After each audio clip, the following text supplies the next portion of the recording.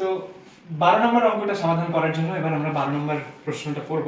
তো দেখো প্রশ্ন কি বলা হচ্ছে, এখানে বলা হচ্ছে f of x সমান সমান x পাওয়ার 4 প্লাস 5x মাইনাস 3 হলে, অর্থাৎ এখানে একটা ফাংশন দেয়া আছে, এখানে যে f of x দেয়া আছে এটা দিয়ে কিন্তু আউটপুট বোঝায়, ঠিক আছে? f of x এই পুরোটা দিয়ে বোঝায় আউটপুট, এবং এখানে যে ভিতরে এক্সট্রা দেখতে পাচ্ছ সেটা দিয়ে বোঝায় x এর ইনপুট। অর্থাৎ আমরা ইনপুট হিসেবে কি দিচ্ছি সেটা হচ্ছে এই x এর f এর ভিতরে যে x টা আছে সেটা হচ্ছে আমাদের ইনপুট। সোজা কথায় মনে রাখবে, x কে দেখে মনে রাখবে x হচ্ছে আমাদের ইনপুট, অর্থাৎ সেই ব্লেন্ডারে আমরা জুস বা রস বানানোর জন্য আম দিচ্ছি না কমলা দিচ্ছি সেটা হচ্ছে x, ঠিক আছে? তো এখন বলা হচ্ছে যে এই f of x এর মান যদি -1 হয়, 2 হয় বা হাফ হয়, তাহলে এটার মান কত হবে সেই মানটা আমাদেরকে বের করতে বলেছে। তো চলো আমরা এটা সমাধান করি। আমাদের প্রশ্নে দেয়া আছে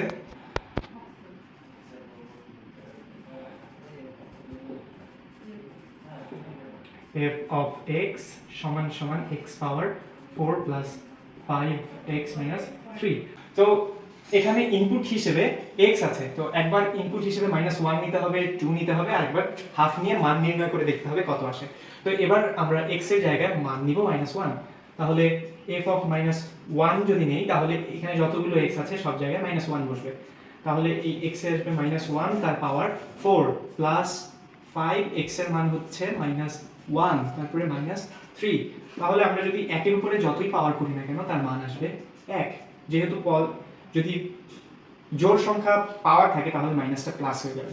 তারপর এই প্লাসে মাইনাসে গুণ করলে মাইনাস, 5 কে 5, তাহলে -1 এর সাথে 5 কে গুণ করলে -5, এবং এখানে থাকছে আগে থেকেই -3, তাহলে 1 থাকলো, মাইনাসে মাইনাসে প্লাস হবে, সংখ্যা দুইটার যোগ হবে, তাহলে 5 আর 3 যোগ করলে আসবে 8, আর তাদের বড় সংখ্যার সামনে মাইনাস, তাহলে এটা বিয়োগ করলে আমাদের মান আসবে -7।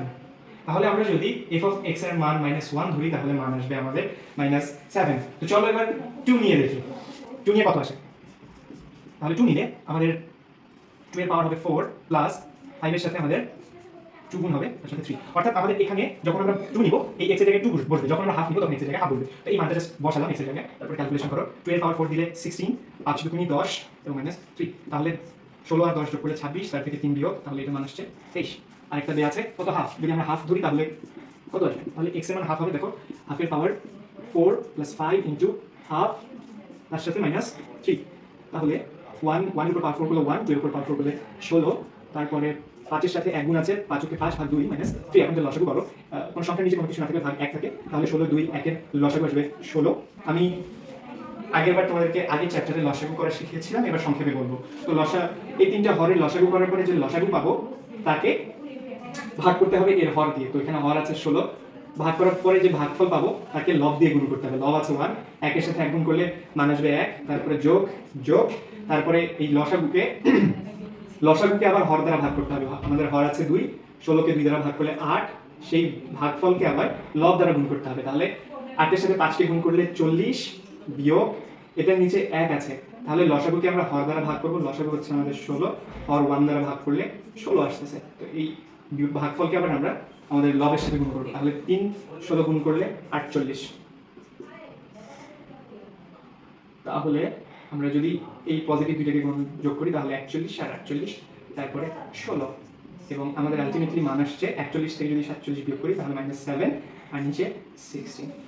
তো এই হচ্ছে আমাদের পুরো অঙ্ক মান বসানোর। শুধু এখানে একটা বিষয় মনে রাখতে হবে, এখানে যে x আছে সেটা হচ্ছে আমাদের ইনপুট। তো x এর মান যখন পরিবর্তন হবে x এর জায়গায় ব্র্যাকেটের ভিতরে যেটা থাকে সেটাই হবে ইনপুট, তাহলে এখানে ব্র্যাকেটের ভিতরে -1 আছে, 2 আছে, হাফ আছে, তো সেহেতু আমরা এই মানগুলো পরিবর্তন করার ফলে x পরিবর্তন হয়ে সেই মানগুলোতে রূপান্তরিত হবে, এবং এভাবে এই অঙ্কগুলো সমাধান করতে হবে।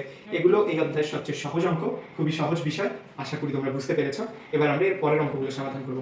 তো চলো এবার আমরা 13 নম্বর অঙ্কটা শুরু করার প্রস্তুতি গ্রহণ করি।